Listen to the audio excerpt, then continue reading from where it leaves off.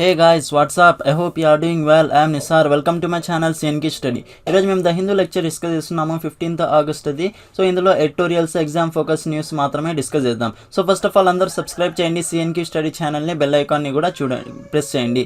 So ఈ లెక్చర్ని last వరకు end వరకు కంప్లీట్గా చూడండి. సో అప్పుడే మీకు కంటిన్యూన్సీ అనేది ఉంటుంది. ద హిందూ లెక్చర్ ఈజీ వేగా అర్థమవుతుంది. మన లెక్చర్లో ఏమేమి ఉంటుంది చూడండి. Introduction, quote of the day, one liner news, current affairs, దాంతోపాటు capital and currency, map practice, Africa continent గురించి డిస్కస్ చేస్తున్నాము. ఇందులో 54 కంట్రీస్ ఉంటాయి. ఈ రోజు మాలి కంట్రీ గురించి డిస్కస్ చేద్దాం. నెక్స్ట్ హిందూ వొకాబులరీ సెషన్ ఉంటుంది. ఎడిటోరియల్స్, ఎక్స్ప్లెనేషన్, రివిజన్, దాంతోపాటు స్ట్రాటజీకి బ్యాక్గ్రౌండ్ స్టడీతో ఎక్సలెంట్ వేలో డిస్కస్ చేద్దాం. సో మన లెక్చర్ని స్టార్ట్ చేద్దాము. Quote of the day. So ఈ రోజు first of all important day, happy independence to all of you. So ఈ రోజు 74th ఇండిపెండెన్స్ డే సెలబ్రేట్ చేస్తున్నాము. సో మన ఇండియాకి ఇండిపెండెన్స్ 15th August 1947కి వచ్చింది. సో ఈ రోజు టోటల్గా 74 ఇయర్స్ కంప్లీట్ అయిపోయినాయి ఇండిపెండెన్స్ డే వచ్చి. సో ఈరోజు హ్యాపీ ఇండిపెండెన్స్ డే. సో మనకి ఇండిపెండెన్స్ డే వచ్చిండేది బ్రిటిష్ వాళ్ళు, అంటే UK, United Kingdom, British government నుంచి ఇండిపెండెన్స్ అనేది దక్కింది. సో హిందూ వొకాబులరీ సెషన్ గురించి డిస్కస్ చేస్తే ఫస్ట్ వర్డ్ చూడండి, డిస్ఇంజినియస్ అంటే మనస్ఫూర్తిగా, డిసీట్ఫుల్, అన్ఫేర్, డిస్హానెస్ట్, ఇవన్నీ సేమ్ మీనింగ్. దీనికి ఆపోజిట్ వర్డ్ చూడండి, ఫ్రాంక్, ట్రూత్ఫుల్నెస్గా ఉండటం, సో హానెస్టీగా ఉండటం. సో డిస్ఇంజినియస్ అంటే డిస్హానెస్ట్గా ఉండటం, సో మనస్ఫూర్తిగా లేకుండా ఉండటం. నెక్స్ట్ ఇక్కడ ఆడియస్ అంటే అప్రియమైన, అన్ప్లెజెంట్, దాన్ని ఆడియస్ అంటాము. నెక్స్ట్ డిస్గస్టింగ్, హారిడ్, ఇవన్నీ సేమ్ మీనింగ్. దీనికి ఆపోజిట్ వర్డ్ అట్రాక్టివ్గా ఉండటం, డిలైట్ఫుల్గా ఉండటం. నెక్స్ట్ వర్డ్ కన్ఫిస్కేట్ అంటే జప్తు కర్ణ, సీజ్ చేయడం, అప్రాప్రియేట్, ఇంపౌండ్, ఇవన్నీ సేమ్ మీనింగ్. దీనికి ఆపోజిట్ వర్డ్ ఫ్రీగా విడిచిపెట్టడం, రిలీజ్ చేయడం. నెక్స్ట్ యోర్ అంటే పాతకాలము, సో పాస్ట్ టైంని యోర్ అంటాము. హిస్టరీ, యాన్క్వైటీ, ఇవన్నీ సేమ్ మీనింగ్. దీనికి ఆపోజిట్ వర్డ్ ఫ్యూచర్, ప్రెజెంట్ని ఇక్కడ ఆపోజిట్ వర్డ్స్గా తీసుకోవచ్చు. నెక్స్ట్ ఇక్కడ వేగ్ అంటే అస్పష్టమైన, నాట్ క్లియర్, నాట్ డెఫినెట్, ఇవన్నీ సేమ్ మీనింగ్స్. దీనికి సేమ్ మీనింగ్ చూడండి. ఇంకా అంబిగ్వస్, డ్యూబియస్, ఇవన్నీ సేమ్ మీనింగ్. దీనికి ఆపోజిట్ వర్డ్ అపెరెంట్, సర్టన్, ఇవన్నీ ఆపోజిట్ వర్డ్స్. మిలిషియస్ అంటే పశుప్రాయుడైన, doggedness. Synonyms obstinacy, bull headedness. దీనికి ఆపోజిట్ వర్డ్స్ ఇర్రెసొల్యూషన్, డ్యూబిటీ, ఇవన్నీ ఆపోజిట్ వర్డ్స్. సో ఒకసారి రివైజ్ చేద్దాము. వొకాబులరీ సెషన్ మొత్తం ఒకసారి రివైజ్ చేస్తే గుర్తుంటాయి. చూడండి, ఫస్ట్ వర్డ్ డిస్ఇంజినియస్ అంటే మనస్ఫూర్తిగా లేనిది. సో అన్ఫేర్గా ఉండేదాన్ని, డిస్హానెస్ట్గా ఉండేదాన్ని ఇక్కడ డిస్ఇంజినియస్ అంటాం. ఆడియస్ అంటే అన్ప్లెజెంట్ గా ఉండేదాన్ని ఆడియస్ అంటాం. డిస్గస్టింగ్. నెక్స్ట్ కాన్ఫిస్కేట్ అంటే జప్తు చేయడము, సీజ్ చేయడం. నెక్స్ట్ వర్డ్ యోర్ అంటే పాతకాలము, పాస్ట్ టైం ని యోర్ అంటాము, హిస్టరీని యోర్ అంటాం. వేగ్ అంటే నాట్ క్లియర్గా లేనిదాన్ని వేగ్ అంటాము. ములిష్నెస్ అంటే పశుప్రాయుడైన, డాగెడ్నెస్ని ఇక్కడ ములిష్నెస్ అంటాము. నెక్స్ట్ హిందూ ఎడిటోరియల్ సెషన్ గురించి డిస్కస్ చేద్దాము. సో ఈ ఆర్టికల్ ముఖ్యంగా నాగాలాండ్ గురించి డిస్కస్ చేస్తున్నారు. ఇందులో ఈ ఆర్టికల్ ముఖ్యంగా UAE and United Arab Emirates and Israel గురించి, రిలేషన్షిప్ గురించి ఇక్కడ డిస్కషన్ ఉంది. నెక్స్ట్ ఈ ఆర్టికల్లో ముఖ్యంగా ఫారిన్ పాలసీ గురించి డిస్కస్ చేస్తున్నారు. సో ఎక్సలెంట్ వెళ్ళ డీటెయిల్గా దీన్ని డిస్కస్ చేద్దాం. నెక్స్ట్ ఈ ఆర్టికల్ ముఖ్యంగా డేటా గురించి చెప్తున్నారు ఇక్కడ. So right to privacy article 21 ప్రకారము మనకి రైట్ టు ప్రైవసీని ఫండమెంటల్ రైట్ గా తీస్తున్నారు. ఇది పుట్టస్వామి కేసు ప్రకారం ఇది బయటికి వచ్చింది. నెక్స్ట్ ఇది ముఖ్యంగా లోకల్ న్యూస్. సో తమిళనాడులో ఇక్కడ గ్యాంగ్స్టర్స్ అనేవి పెరిగిపోతున్నారు, ముఖ్యంగా కోయంబత్తూర్ ఏరియాలో.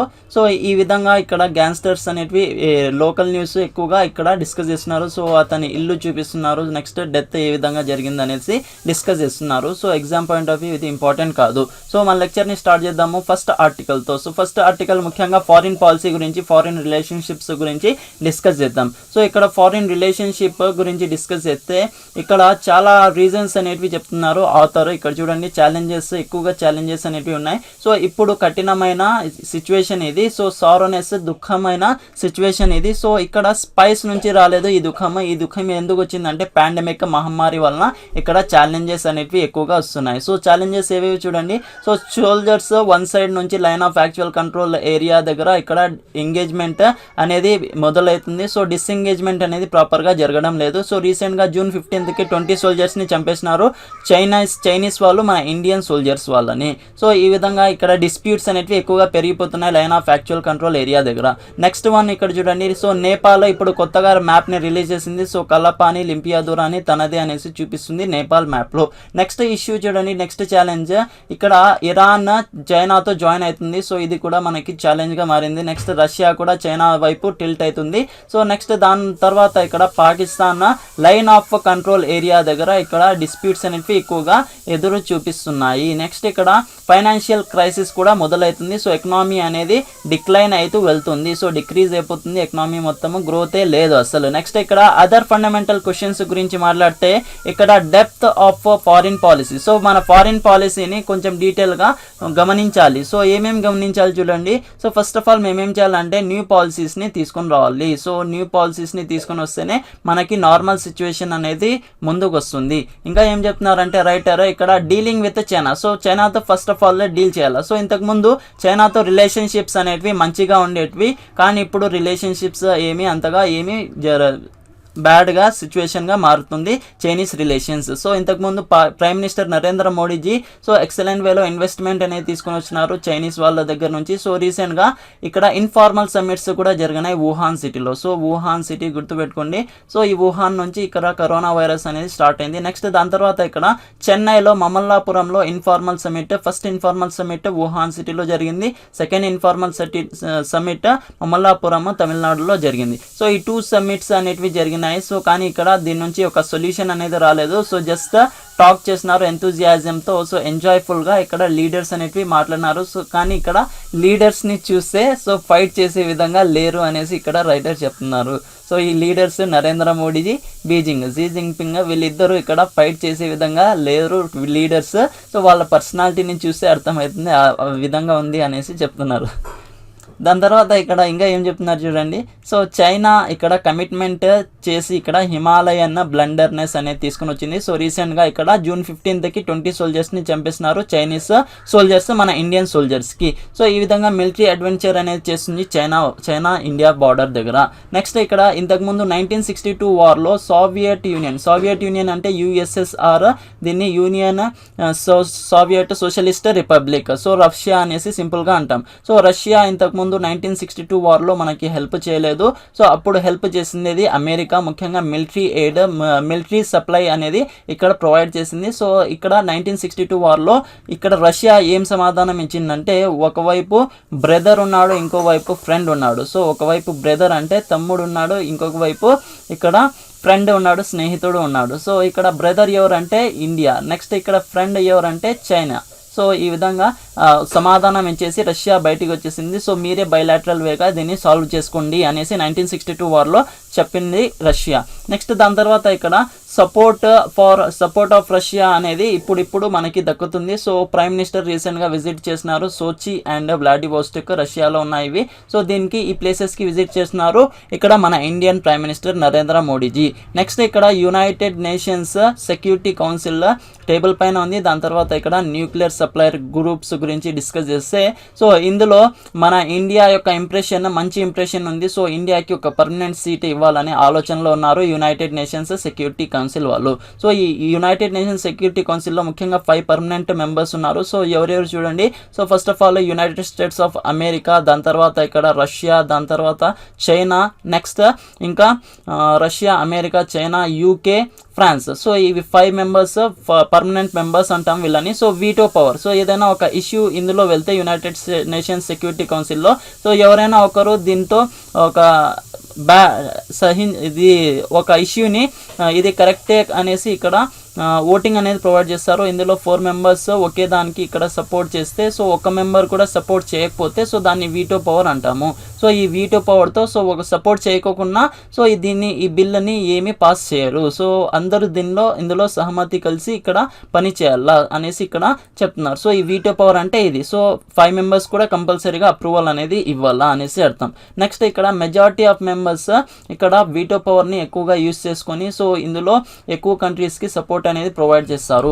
నెక్స్ట్ ఇక్కడ చూడండి మన ఇండియాలో న్యూక్లియర్ టెస్ట్ ఎప్పుడెప్పుడు జరిగింది. సో బ్యాక్గ్రౌండ్ స్టడీలో ఎటువంటి క్వశ్చన్స్ రేజ్ అయితే చూడండి. So nuclear Pokhran 1. So Pokhran 1 nuclear టెస్ట్ని ఇక్కడ జరిపినారు రాజస్థాన్లో May 18, 1974కి. సో ఈ డేట్ ఇంపార్టెంట్, ఇయర్ కూడా ఇంపార్టెంట్, గుర్తుపెట్టుకోండి. May 18, 1974కి ఇక్కడ న్యూక్లియర్ బాంబ్ని తయారు చేసినారు మన ఇండియాలో. సో ఎక్కడంటే రాజస్థాన్లో ఇది తయారు చేసినారు ఆర్మీస్ ద్వారా. నెక్స్ట్ ఇక్కడ ఫస్ట్ కన్ఫర్మ్డ్ న్యూక్లియర్ టెస్ట్ అనేది జరిపినారు. సో ఆఫ్టర్ పర్మనెంట్ 5 మెంబర్స్ తర్వాత 6th కంట్రీగా మారింది ఇండియా. సో ఇండియాలో ఫస్ట్ ఇక్కడ బాంబ్ అనేది తయారు చేసినారు, న్యూక్లియర్ టెస్ట్ బాంబ్.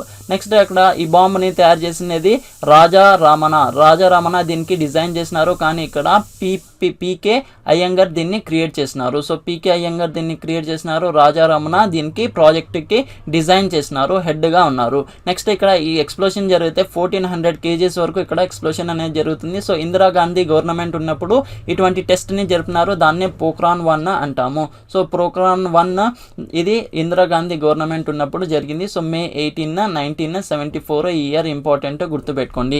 నెక్స్ట్ ఇంకా ఏం చెప్తున్నారంటే ఆర్టికల్లోకి, so India is place on high table. So ఇండియాకి ఇప్పుడు విటో పవర్ అనేది దక్కుతుంది. సో విటో పవర్ అంటే ఇక్కడ పర్మనెంట్ సీట్ అనేది దక్కుతుంది ఇండియాకి. నెక్స్ట్ ఇక్కడ మెంబర్షిప్ కూడా దక్కుతుంది, న్యూక్లియర్ సప్లయర్ గ్రూప్స్ కి మెంబర్షిప్ కూడా దక్కుతుంది ఇండియాకి. సో ఇక్కడ పబ్లిక్ అనేది ఎక్కువగా బిలీవ్ చేస్తున్నారు ఇండియా పైన. సో ఏ విధంగా తీసుకుని ముందుకెళ్తుందో ఇండియా చూద్దాం. నెక్స్ట్ ఇక్కడ ఇండియా అనేది న్యూక్లియర్ సప్లయర్ గ్రూప్స్ ని జాయిన్ అవుతుంది. ఏ విధంగా Russia North Atlantic Treaty Organization ని జాయిన్ అయిందో, సో అదే విధంగా మన ఇండియా కూడా జాయిన్ అవుతున్నాడు. రష్యా ఇక్కడ న్యూక్లియర్ సప్లయర్ గ్రూప్ ని జాయిన్ అవుతున్నాడు. నెక్స్ట్ ఇక్కడ న్యూక్లియర్ సప్లయర్ గ్రూప్ ఇక్కడ డినై చేసింది ఇండియా. సో కానీ ఇప్పుడు దాన్ని మెంబర్షిప్ ని ఒప్పుకుంటుంది, ఎందుకంటే ఇక్కడ ఇండియన్ న్యూక్లియర్ టెస్ట్ అనేది తయారు చేసింది కాబట్టి. సో 1974లో May 18కి ఇక్కడ పోఖ్రాన్ 1 టెస్టింగ్ అనేది చేసినారు కాబట్టి ఇప్పుడు న్యూక్లియర్ సప్లయర్ గ్రూప్ లో ఎంట్రీ కావడానికి ఇండియా సిద్ధమవుతుంది. నెక్స్ట్ ఇక్కడ మన ఇండియాలో ముఖ్యంగా ఆంధ్రప్రదేశ్లో 6 న్యూక్లియర్ రియాక్టర్స్ అనేటివి తయారు చేస్తున్నారు. సో ఇది ఎవరు తయారు చేస్తున్నారంటే అమెరికన్స్ ఇక్కడ తయారు చేస్తున్నారు మన ఆంధ్రప్రదేశ్లో. సో ఇటువంటి వాటి మీద ఎక్కువగా బైలాటరల్ రిలేషన్షిప్స్ ఎక్కువగా ఇండియాకి అమెరికాకి బైలాటరల్ రిలేషన్షిప్ ఎక్సలెంట్ వేలో ఉన్నాయి. సో ఇటువంటి రిలేషన్షిప్స్ని తీసుకొని ముందుకెళ్ళాలా ఇండియా. సో ఓవరాల్ వరల్డ్ వైడ్గా ఆలోచించాలి అనేసి ఇక్కడ రైటర్ చెప్తున్నారు. నెక్స్ట్ ఆర్టికల్ ముఖ్యంగా United Arab Emirates and Israel రీసెంట్గా ఇప్పుడు పీస్ అగ్రిమెంట్ అని ఒప్పందించుకుంది. సో దానికోసం ఇక్కడ ఈ ఆర్టికల్ ఉంది. సో ఇక్కడ యాక్చువల్గా సిచ్యువేషన్ ఏమిటంటే ఇక్కడ చూడండి, ఇంతకుముందు ఇజ్రాయెలే అసలు లేదు. సో ఇజ్రాయెల్ ఇంతకుముందు పాలస్తీన్ ఉండేది. పాలస్తీన్ 1946 దగ్గర నుంచి మాట్లాడితే ఇక్కడ పాలస్తీన్ టోటల్ గ్రీన్ కలర్ మొత్తం పాలస్తీన్ కంట్రీనే.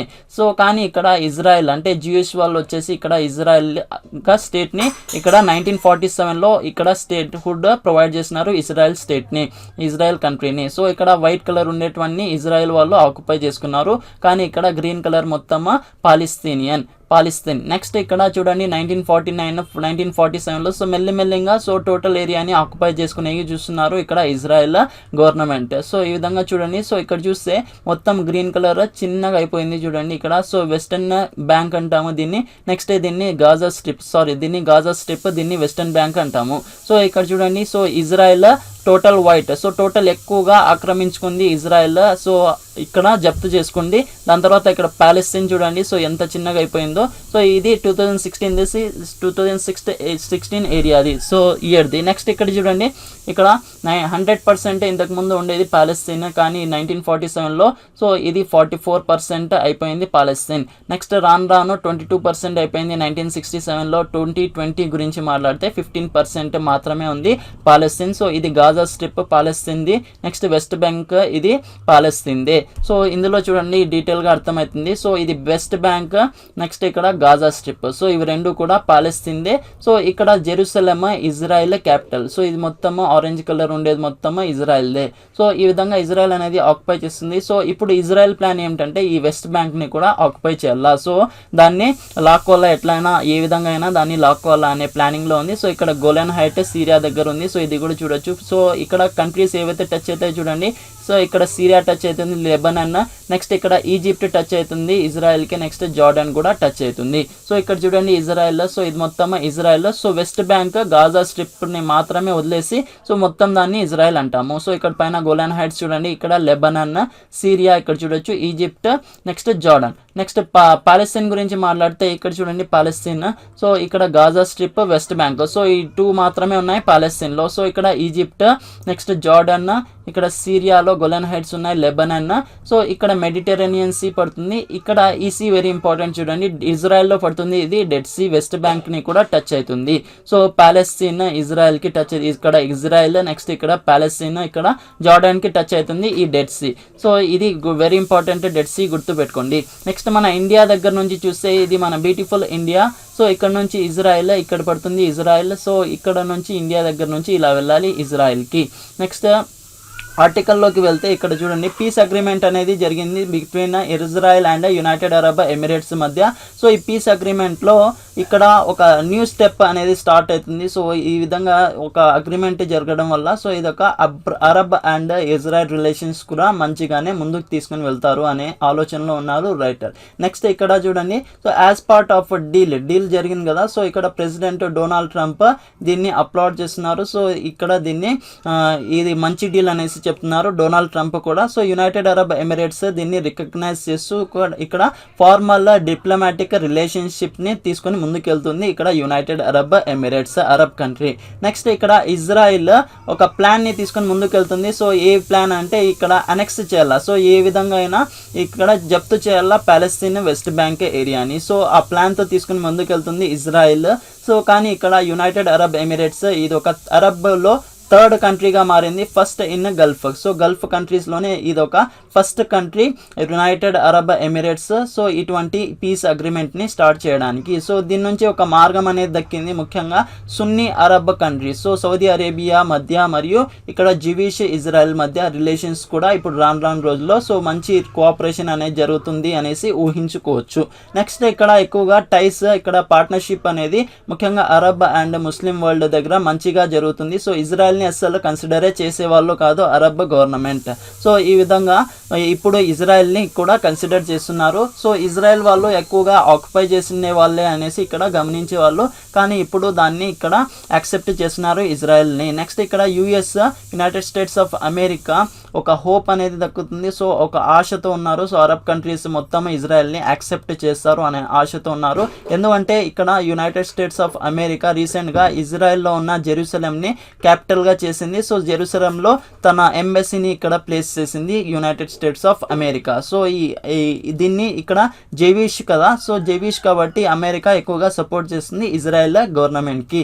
నెక్స్ట్ ఇక్కడ ఇజ్రాయెల్గా స్టేట్హుడ్ అనేది దక్కిండేది 1948లో. సో ఈ ఇయర్ కూడా ఇంపార్టెంట్ గుర్తుపెట్టుకోండి. సో ఇజ్రాయెల్ కంట్రీ ఎప్పుడు ఫామ్ అయింది అంటే 1948లో ఫామ్ అయింది.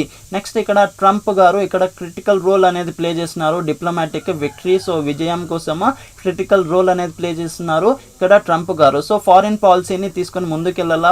ఇందులో చూడండి Iran, north Korea, Afghanistan, so ఇవి అన్నీ కూడా ఇజ్రాయెల్ని యాక్సెప్ట్ చేయడం లేదు. దాంతోపాటు ఇక్కడ Israel and United States of America, United Arab Emirates, so ఈ మూడు ఇప్పుడు ఇజ్రాయెల్ వైపే ఉన్నాయి. So Israel, United States of America, United Arab Emirates, so ఈ మూడు ఇప్పుడు కలిసికట్టుగా వర్క్ చేస్తున్నాయి. సో ఇక్కడ యునైటెడ్ అరబ్ ఎమిరేట్స్ ఒక ఆఫర్ అనేది ప్రొవైడ్ చేసింది. ఏం ఆఫర్ అంటే ఇక్కడ సస్పెన్షన్ ఇవ్వాలా. సో ఈ అనెక్సేషన్ జప్తు చేసే ప్లాన్ ఏదైతే ఉందో సో దాన్ని వదిలిపెట్టాలా. సో వెస్ట్ బ్యాంక్ని వదిలిపెట్టండి అనేసి ఒక ఆఫర్ అనేది ప్రొవైడ్ చేసింది యునైటెడ్ అరబ్ ఎమిరేట్స్. నెక్స్ట్ ఇక్కడ prime minister Netanyahu Israel made peace agreement with Arab country అనేసి చెప్తున్నారు. సో అరబ్ కంట్రీతో ఒక పీస్ అగ్రిమెంట్కి ముందుకు తీసుకుని వెళ్తున్నారు ఇజ్రాయెల్ గవర్నమెంట్. నెక్స్ట్ ఇక్కడ బార్డరింగ్ ఏరియా. నెక్స్ట్ ఇక్కడ చూడండి 1967లో బార్డర్ లైన్స్ అనేటివి ఫామ్ అయినాయి ఇజ్రాయెల్ అండ్ పాలస్తీన్ ఏరియాస్ దగ్గర. సో ఈ విధంగా ఒక సిస్టమేటిక్ వేగా ఇజ్రాయెల్లో ఒక కంట్రీగా మారిపోయింది. 1946లో ఇక్కడ జప్తు చేసుకుంది. సో రాను పాలస్తీన్ని తినేసింది మొత్తంగా ఇజ్రాయెల్ కంట్రీ. సో ఈ విధంగా ఇజ్రాయెల్ కంట్రీ ముందుకు వెళ్తుంది. నెక్స్ట్ ఇక్కడ జెరూసలేంని ఇక్కడ ఇజ్రాయెల్ క్యాపిటల్గా మారేసింది. సో ఇక్కడ మార్చేసింది అమెరికా వాళ్ళు మార్చేసినారు. సో ఇక్కడ సావరెనిటీ అనేది దక్కింది ఇజ్రాయెల్ కి. సో సెల్ఫ్ గా డెసిజన్ తీసుకునే గుణం అనేది దక్కింది. దాంతోపాటు ఇక్కడ సిరియన్ గోలాన్ హైట్స్ మీద కూడా కొంచెం కంట్రోల్ అనేది దక్కింది.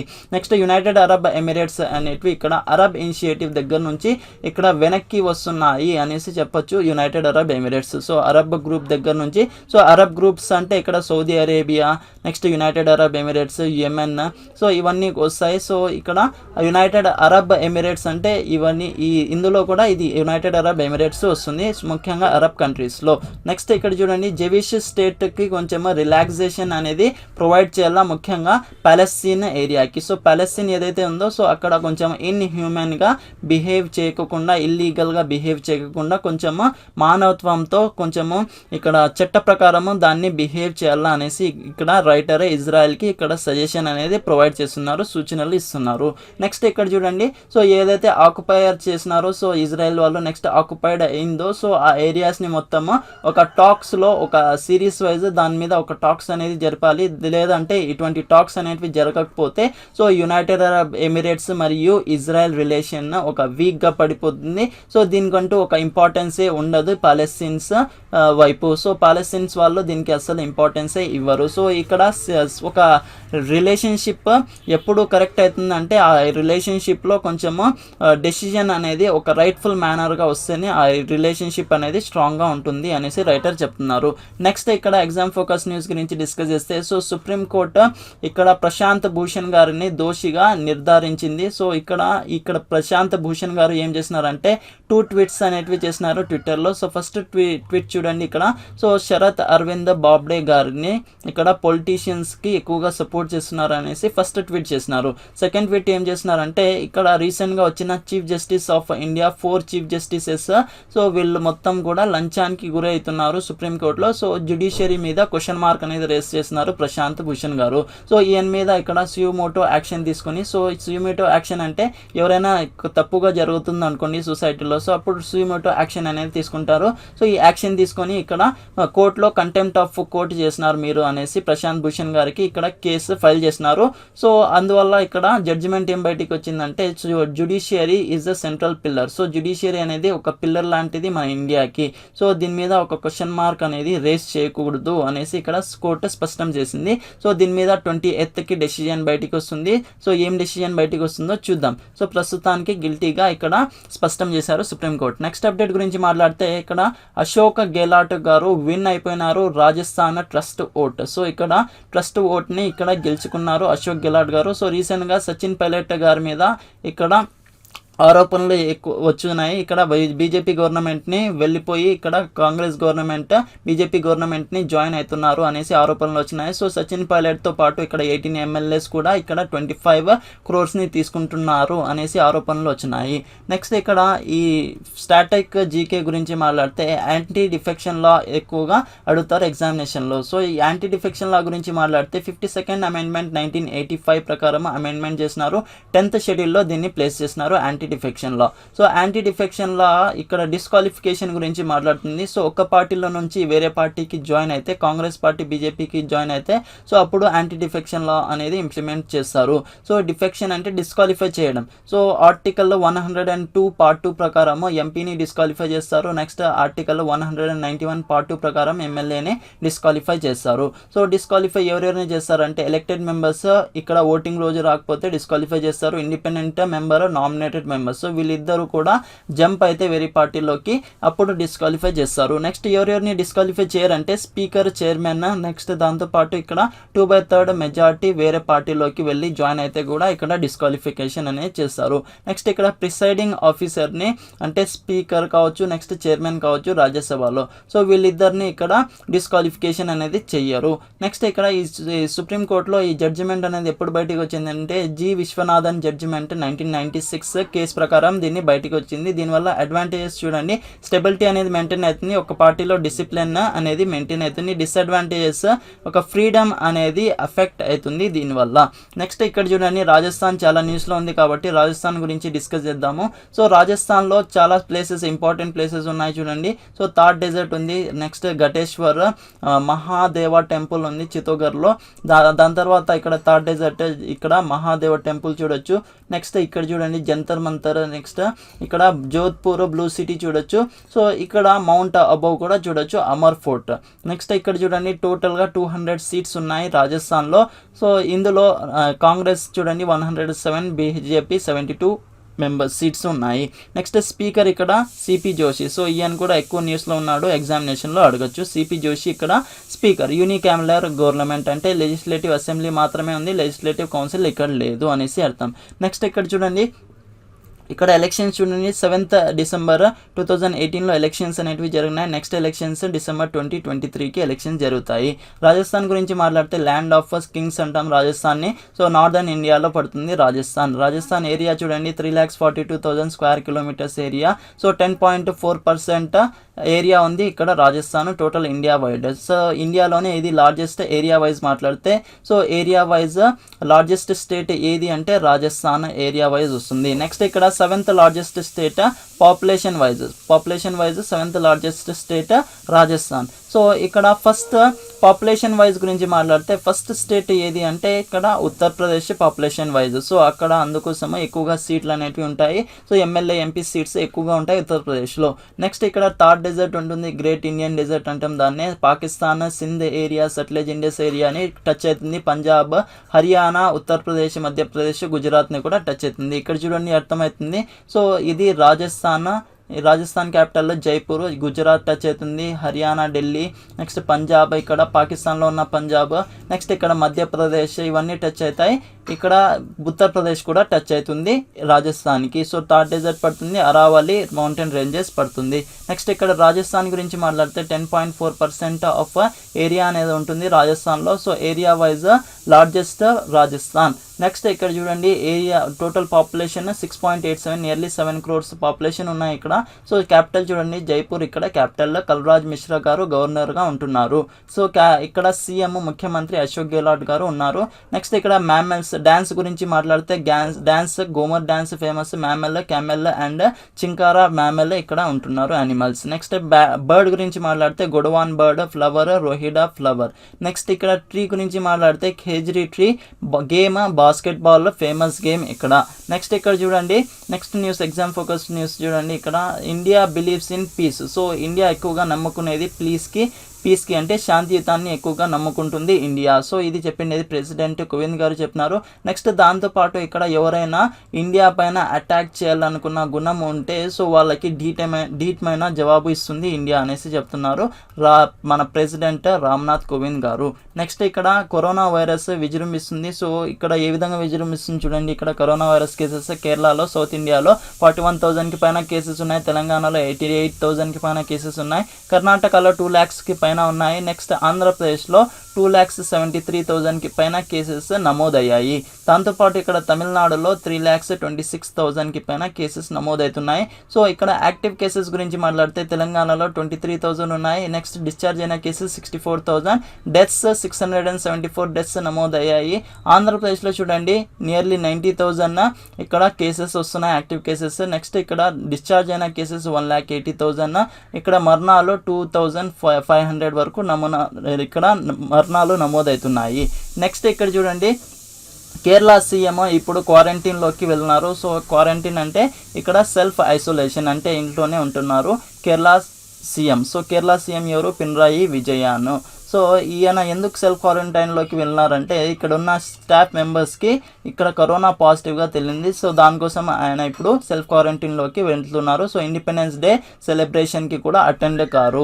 నెక్స్ట్ అప్డేట్ గురించి మాట్లాడితే ఇక్కడ 3 ఆర్మీ పర్సనల్స్ ఎవరైతే ఉన్నారో సో వాళ్ళకి శౌర్య చక్ర అవార్డు అనేది దక్కుతుంది. సో ఇందులో IAS ఆఫీసర్స్ 9 మెంబర్స్కి కూడా ఇక్కడ అవార్డు అనేది దక్కుతుంది.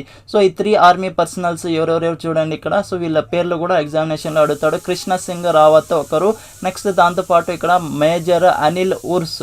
So major Anil Urs, next Krishna Singh Rawat, ఇక్కడ ఈయన పేరు అలోక్ కుమార్ దుబే. సో అలోక్ కుమార్ దుబే. సో ఈ 3 మెంబర్స్ ఇంపార్టెంట్ గుర్తుపెట్టుకోండి. కృష్ణ ఒకరు, కృష్ణ సింగ్ రావత్, అనిల్ ఒకరు, నెక్స్ట్ దాంతోపాటు ఇక్కడ అలోక్ కుమార్ దెబోయ్. సో వీళ్ళు ముగ్గురికి ఇక్కడ శౌర్య చక్ర అవార్డు అనేది దక్కుతుంది. నెక్స్ట్ ఇక్కడ మ్యాప్ ప్రాక్టీస్ గురించి డిస్కస్ చేస్తున్నాము మాలి కంట్రీ గురించి. సో మాలి కంట్రీ ఇక్కడ ఆఫ్రికా కాంటినెంట్లో ఎక్కడ పడుతుంది. సో ఇక్కడ చూడండి మాలి కంట్రీ గురించి డిస్కస్ చేస్తే మాలి వెస్టర్న్ ఆఫ్రికా సైడ్ పడుతుంది. మాలికి క్యాపిటల్ బమాకో దీనికి క్యాపిటల్. నెక్స్ట్ ఇక్కడ కరెన్సీ CFA ఫ్రాంక్ దీనికి కరెన్సీ. సో మాలి చూడండి ఇక్కడ మ్యాప్లో ఎక్కడ పడుతుంది మాలి. సో దీనికి ఫ్లాగ్ ఇక్కడ చూడొచ్చు. సో ఆఫ్రికా కాంటినెంట్లో మాలి ఎక్కడ పడుతుంది చూడండి. మాలి ఇక్కడ పడుతుంది. ఆఫ్రికా కాంటినెంట్లో వెస్టర్న్ సైడ్ పడుతుంది మాలి. సో ఇక్కడ ఇది మన బ్యూటిఫుల్ ఇండియా గురించి మాట్లాడితే బ్యూటిఫుల్ ఇండియా ఎక్కడ ఉంది చూడండి. ఇక్కడ ఉంది బ్యూటిఫుల్ ఇండియా. నెక్స్ట్ ఇక్కడ మాలి మ్యాలీ ఇక్కడ పడుతుంది మ్యాలీ. సో ఇక్కడ నుంచి ఈ విధంగా వెళ్ళాలి ఇండియా దగ్గర నుంచి మ్యాలీకి. సో ఈ లెక్చర్ మీకు నచ్చినట్లయితే సబ్స్క్రైబ్ చేయండి, బెల్ ఐకాన్ని ప్రెస్ చేయండి. ఎప్పుడైతే వీడియోస్ వస్తాయో మీకు నోటిఫికేషన్ అనేది దక్కుతూ ఉంటుంది. సో మీరు నాతో పాటు ఇక్కడ ఫేస్బుక్, ఇన్స్టాగ్రామ్ని కూడా జాయిన్ కావచ్చు. టెలిగ్రామ్ ఛానల్ని కూడా ఇక్కడ కనెక్ట్ అయి ఉండొచ్చు. సో పీడిఎఫ్ పర్పస్ కోసం టెలిగ్రామ్ ఛానల్ని జాయిన్ కండి, లింక్ డిస్క్రిప్షన్ బాక్స్ కింద ఉంటుంది. So thanks a lot for listening. జై హింద్.